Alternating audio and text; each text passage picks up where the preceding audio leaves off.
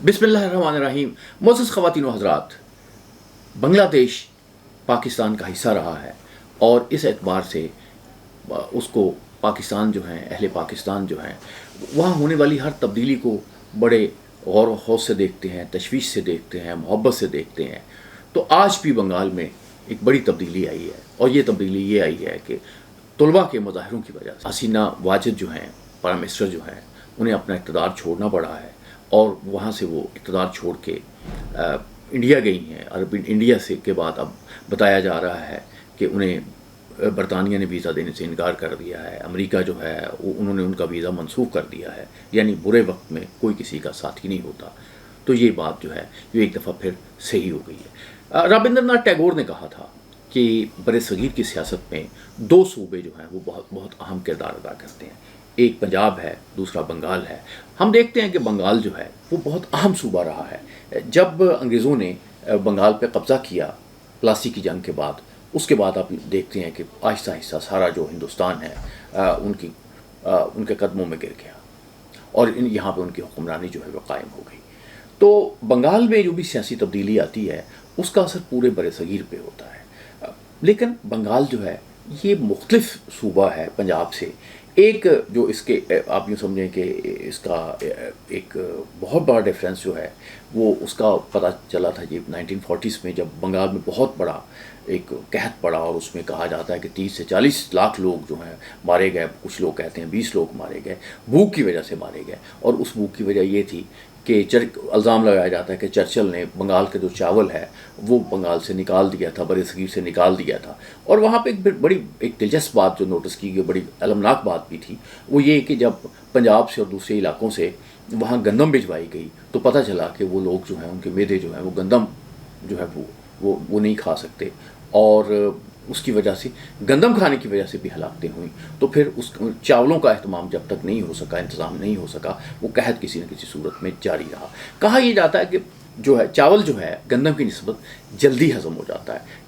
कहा यह जाता है कि जो बंगालियों के मिजाज हैं उनमें बड़ी तब्दीली आ जाती है, बड़े जज्बाती होते हैं। और बंगाल की जो शायरी की बात कर लें, बंगाल के जो दूसरे आर्ट की बात कर लें, तो वहाँ पे बड़े लोग पैदा हुए हैं और बंगाल जो है वो बड़ा कल्चरली और अदबी तौर पे बहुत अहम जो ख़ित्ता है इस इलाके का।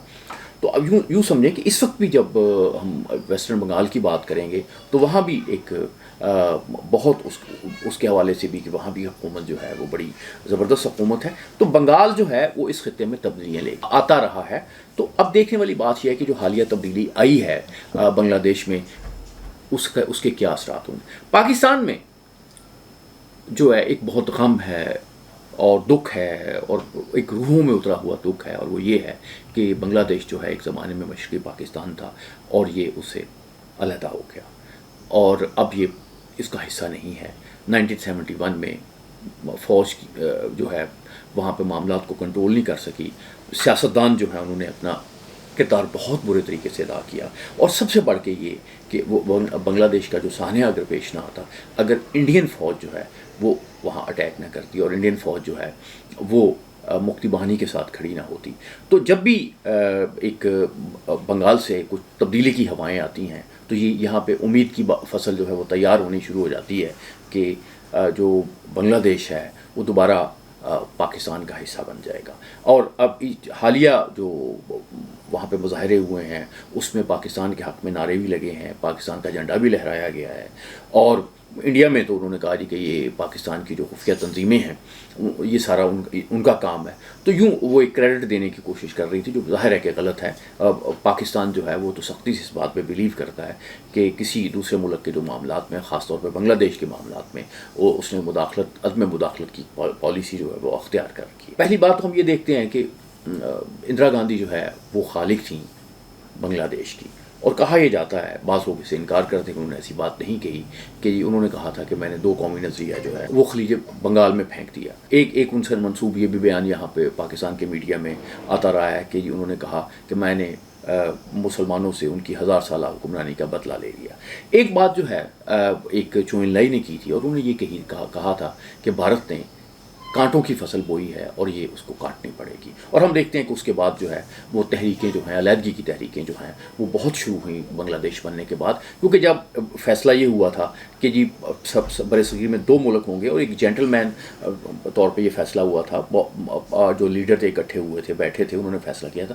تو اب اگر اندرا گاندھی نے تیسرا ملک بنایا تو پھر ایک بات چل پڑی اس خطے میں کہ پھر چوتھا ملک کیوں نہیں ہوگا. تو ابھی بھی ہم دیکھتے ہیں کہ جو سب سے خطرناک تحریکیں ہیں وہ نکسل باڑی کی جو تحریک ہے وہ ویسٹ بنگال میں چل رہی ہے, اور بلکہ یہاں تک کہا جا رہا ہے کہ اندرا گاندھی جو ہے اس کے پاس یہ آپشن تھی کہ وہ کچھ دیر کے لیے ہوتا کہ بنگلہ دیش بننے کے بعد وہ بنگلہ دیش کو انڈیا کا حصہ بنا لیتی اور وہ ظاہر ہے اکھنڈ بھارت کی طرف ایک بہت بڑا اقدام ہوتا. لیکن اس نے یہ کام اس لیے نہیں کیا کہ اس کو پتہ تھا کہ اگر یہ کام ہوا تو یہ ویسٹ بنگال اور ایسٹ بنگال مل جائیں گے اور پوری انڈین اسٹیٹ کے لیے ایک بہت بڑا تھریٹ بن جائیں گے. کہا یہ جاتا ہے کہ اندرا گاندھی نے بلکہ جو اٹیک کیا تھا وہ تھوڑا سا جلدی کیا تھا, اور اس اٹیک کی وجہ یہ بنی تھی جب کیمپ لگے ہوئے تھے بنگالیوں کے کلکتہ میں, تو بہت سی جو تنظیمیں ہیں بنگالیوں کی, قوم پرستوں کی, انہوں نے ایک موومنٹ شروع کر دی تھی کہ بنگال جو ہے اس کو دوبارہ اٹھنا چاہیے, دوبارہ انڈیپینڈنٹ ہونا چاہیے, کیونکہ بنگال کی جو تقسیم ہے وہ تو برِ صغیر کا ایک بہت بڑا مسئلہ رہی ہے. لیکن ہم دیکھنا یہ چاہتے ہیں کہ اب صورتحال جو ہے وہ کس طرف جائے گی. حسینہ واجد جو ہیں وہ اقتدار سے رخصت ہو گئی ہیں. جب 1970s میں شیخ مجیب الرحمان کا قتل ہوا تو حسینہ واجد اپنی بہن کے ساتھ جرمنی میں تھیں, اور اس کے بعد وہ انڈیا آئیں, اور پھر وہ انڈیا میں رہیں, کلکتہ میں رہیں, اس کے بعد وہ گئی ہیں بنگلہ دیش گئیں. بنگلہ دیش میں انہوں نے ایک ہاؤس اریسٹ کا وقت بھی گزارا, مشکل وقت گزارا. اس کے بعد وہ ووٹ کے ذریعے پر سے اقتدار آئیں, اور پھر وہ بڑی زبردست طریقے سے اقتدار آئیں, اور طویل عرصہ تک وہ اقتدار رہیں, وہ ووٹ کی سیاست کرتی رہیں, اور انہوں نے اپنے جو دشمن تھے ان کا بالکل کلا کما کر دیا. جماعت اسلامی کے خاص طور پہ انہوں نے لوگوں کو پھانسیوں پر لٹکایا اور دوسرے اقدامات کیے. خالدہ ضیاء جو ہیں, جو ان کی رائیول تھی, اور کہا جاتا تھا کہ بنگلہ دیش کی جو سیاست ہے 2 بیگمات کی سیاست ہے, تو انہوں نے خالدہ ضیاء جو ہیں انہیں جیل میں ڈالا. اور ہم دیکھتے ہیں کہ ابھی جب یہ ختم ہوا ہے تو خالدہ ضیاء کو جیل سے نکالا گیا تو ویل چیئر پہ وہ آئی ہیں. تو 2 کویسچن جو ہیں ہم ان کا جائزہ لیں گے کہ کیا حسینہ واجد جو ہیں وہ اقتدار میں واپس آئیں گی. اس میں 2 باتیں ہیں. پہلی بات تو یہ ہے کہ اگر آپ کسی شخص کا یہ خیال ہو کہ وہاں سے عوامی لیگ کا خاتمہ ہو گیا حسینہ واجد کی جانے سے, تو ایسا نہیں ہے. اب بہت سا انحصار یہ ہے کہ عوامی لیگ جو ہے وہ ختم تب ہوگی اگر بنگلہ دیش میں کوئی افیکٹو گورنمنٹ, ایسی گورنمنٹ جو لوگوں کے معاملات پہ چلے. تو کیونکہ ایک بات جو ہے جو عوامی لیگ کی حکومت نہیں سمجھ سکی وہ یہ تھی کہ بنگلہ دیش بن گیا, پارٹیشن ہو گئی, لیکن بہت سے لوگ جو تھے بنگلہ دیش میں ایسے بھی تھے جو جنہیں یہ بات پسند نہیں تھی, وہ پاکستان کے ساتھ رہنا چاہتے تھے, وہ اس پارٹیشن کو نہیں دیکھنا چاہتے. اور اسی سوچ کا نتیجہ یا اس مس مینجمنٹ کا نتیجہ جو عوامی لیگ نے مجیب الرحمان کے عہد میں کیا, ہمیں دیکھنا پڑا ہے کہ شیخ مجیب الرحمان جو لوگ قتل کر دیے گئے اپنے خاندان کے ساتھ, حسینہ واجد تو اس لیے بچ گئی تھی, وہ بنگلہ دیش میں تھی نہیں. تو اب میرا خیال ہے کہ حسینہ واجد جو ہیں ایک تو کو انتظار کریں گی کہ صورتحال کا, کہ ابھی جو اگلے الیکشن آتے ہیں اس میں کیا عوامی لیگ کو اجازت دی جاتی ہے الیکشن لڑنے کی, اور اگر وہ لڑے گی تو ایسا نہیں ہے کہ وہ بہت ووٹ لے سکے گی. اس وقت جو طلبہ قیادت ہے وہ وہاں پہ حاوی ہے. تو جو وہاں کے اسٹوڈنٹس ہیں انہوں نے محمد یونس جو نوبل پرائز یافتہ اکانومسٹ ہیں, ان کو نئی حکومت میں ایک عارضی حکومت بنانے کے لیے اس کا سربراہ بنوایا ہے, اور فوج بھی ان کی اس بات کو مان گئی ہے. تو ان پہ بھی بے شمار مقدمات جو ہے حسینہ واجد نے قائم کیے تھے. وہ بھی اس کہتے ہیں کہ بہت ہمیں دوبارہ آزادی ملی ہے. وہ یہ بھی کہتے ہیں کہ ہمیں 71 میں آزادی ملی تھی, لیکن اب وہ کہتے ہیں کہ ہمیں حقیقی آزادی جو ہے وہ حسینہ واجد کی جانے کے بعد ملی ہے, کیونکہ وہ ایک ڈیموکریٹک حکمران نہیں تھی بلکہ ایک ایسی حکمران تھی جو اپنا جو ان کا دل چاہتا تھا وہ کرتی تھی. تو پہلی بات تو یہ ہے کہ میں سمجھتا ہوں کہ حسینہ واجد جو ہیں وہ جلاوطن رہیں گی, اور بہت انحصار ان کا اور ان کی عوامی لیگ کا اس پہ ہے کہ جو اگلی حکومت بنگلہ دیش میں بنتی ہے وہ کیسی بنتی ہے. کیونکہ کچھ ایک بڑا چیلنج تو اس حکومت کے لیے یہ بھی ہوگا کہ حسینہ واجد کے پہ ڈکٹیٹرشپ کی بات کر لیں, کچھ بھی کر لیں, لیکن انہوں نے جو بنگلہ دیش کی اکانومی تھی اس کو بہتر کیا تھا اور بہتر ہوا. تو یہ چیلنج بھی ہوگا کہ اکانومی اگلی آنے والی حکومت اس سے بہتر کرے, لوگوں کو زیادہ فیسلٹیز دے. جو بات جو جو ریزن بنے ان کے جانے کی وہ یہ تھی کہ وہ کوٹا سسٹم تھا کہ وہ 50% کوٹا جو ہے وہ ان لوگوں کو دینا چاہتی تھی جو فریڈم ان کے بقول فریڈم فائٹر تھے 1971 کی وار میں، ان کی فیملیز سے ان لوگوں کو دینا چاہتی تھی، جبکہ میرٹ پہ آنے والے لوگ جو تھے وہ اس کے خلاف اٹھ کھڑے ہوئے اور انہوں نے کہا اس کوٹا سسٹم کو ختم ہونا چاہیے۔ وہ کوٹا سسٹم تو ختم ہو گیا، لیکن اس کے ساتھ ساتھ وہ جو ایک طوفان اٹھا وہ طوفان جو ہے وہ حسینہ واجد کی حکومت کو بھی لے گیا۔ تو معزز خواتین و حضرات، یعنی ہم یہ کہہ سکتے ہیں کہ یعنی یہ جو ابھی الیکشنز ہوں گے اس میں تو کوئی عوامی لیگ کا چانس نہیں ہے، لیکن کسی نہ کسی طریقے سے وہ اپنی صورت نکالے گی، کیونکہ پولیٹیکل پارٹیز اس طرح سے مرتی نہیں ہے۔ بر صغیر کی سیاست اور عالمی سیاست ہمیں یہی بتاتی ہے۔ اگر جو آنے والی حکومت ہے وہ ڈلیور نہ کر سکی تو پھر ہو سکتا ہے کہ عوامی لیگ کو پھر پذیرائی ملے، لیکن زیادہ چانسز یہ ہیں کہ اتنی اچھی پذیرائی نہیں ملے گی، کیونکہ بہت برا ہوا اس دفعہ۔ شیخ مجیب الرحمان کے جو مجسمے ہیں انہیں توڑا گیا ہے، ان کے ساتھ بدسلوکی کی گئی ہے۔ اس کے بعد اب جو پرائم منسٹر کا ریزیڈنس ہے اس پہ اٹیک کیا گیا ہے، اور دوسرے ایسی چیزوں پہ جو ایک طرح سمبل تھیں گزشتہ رجیم کا، ان پہ اٹیک کیا گیا۔ جو ایسے سارے لوگ ادارے جو اس رجیم کے ساتھ کھڑے ہوئے تھے ان کے خلاف کارروائی کی گئی ہے۔ تو یہ جب انقلاب اس طرح سے آتے ہیں تو پھر ہوتا ہے۔ اچھی بات یہ ہے کہ اسٹوڈنٹس، صدر اور فوج جو ہے وہ مل کے اب انہوں نے ایک حکومت عارضی بنائی ہے۔ ظاہر ہے کہ اس عارضی حکومت کا پہلا اور کام یہ ہوگا کہ وہ الیکشنز کرائے، اور الیکشن کے نتیجے میں جو حکومت آتی ہے وہ فیصلہ کرے گی کہ کس طرح سے چیزیں کرنی ہیں، اور کیا عوامی لیگ کے خلاف چیزوں کو آگے لے کے بڑھنا ہے یا کوئی اور انہیں سپیس دینی ہے۔ یہ فیصلہ تو ہے، لیکن ایک بات جو ہے میں سمجھتا ہوں کہ بہت اہم ہے کہ بعض اوقات حکومت یہ سمجھتی ہے کہ وہ بہت اکانومی کو بہتر کر رہی ہے، پروجیکٹس بنا رہی ہے، تو وہ بھی ایک بات ہوتی ہے کہ وہ کہتی ہے کہ وہ چلے گی، تو لیکن یہ بھی کہا جاتا ہے کہ اس میں یہ جو ابھی تحریک بنی ہے اس میں کچھ عالمی قوتیں بھی ہوں گی۔ میں نہیں کہتا کہ اس میں عالمی قوتیں ہوں گی، لیکن بہرحال جب بھی کوئی ایسا معاملہ ہوتا ہے تو عالمی قوتیں ظاہر اپنا اختیار استعمال کرتی ہیں۔ چین کو حسینہ واجد نے ناراض کر دیا تھا، کیونکہ انہوں نے ایک بڑا جو پروجیکٹ تھا وہ جو $1 بلین کا تھا وہ چین سے لے کے انہوں نے میرٹ پہ دینے کی بجائے وہ انڈیا کو دے دیا تھا۔ انڈیا کے ساتھ ان کے جو تعلقات ہیں وہ تو باہر ہے، اس پہ تو کوئی کلام نہیں ہے۔ اور دوسری بات یہ ہے کہ اسی طرح سے امریکہ بھی ان سے ناراض تھا۔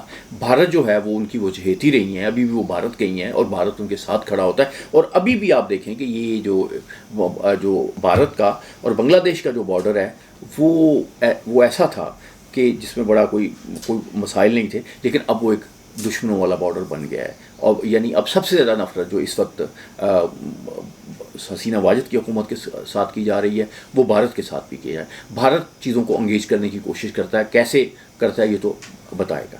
تو یہاں تک یہ بات ہے کہ کیا بنگلہ دیش دوبارہ پاکستان کا حصہ بن جائے گا، تو اس کا جواب جو ہے ہاں میں بھی اور نہ میں بھی۔ پہلے ہم یہ دیکھیں کہ نہ میں کیوں۔ نہ میں یہ ہے کہ جب یہ دونوں ملک انڈیپینڈنٹ پاکستان، مشرقی پاکستان اور مغربی پاکستان موجود تھے تو گورنمنٹ میں جو لوگ تھے اور وہ کوئی بہت اچھا سسٹم ڈیولپ کرنے میں ناکام ہو گئے تھے۔ مثلا ایک ڈیفنس کی ہم بات کریں تو یہ معاملہ ہوا تھا کہ مشرقی پاکستان کا ڈیفنس ہم مغربی پاکستان سے کریں گے۔ یہ بڑا ناول آئیڈیا تھا جو دنیا میں نہیں ہوا۔ پھر بنگالیوں کو اپنی زبان سے کے متعلق معاملات تھے، دوسرے متعلق معاملات تھے، وہ ابھی بھی ظاہر ہے کسی نہ کسی سطح پہ موجود ہے۔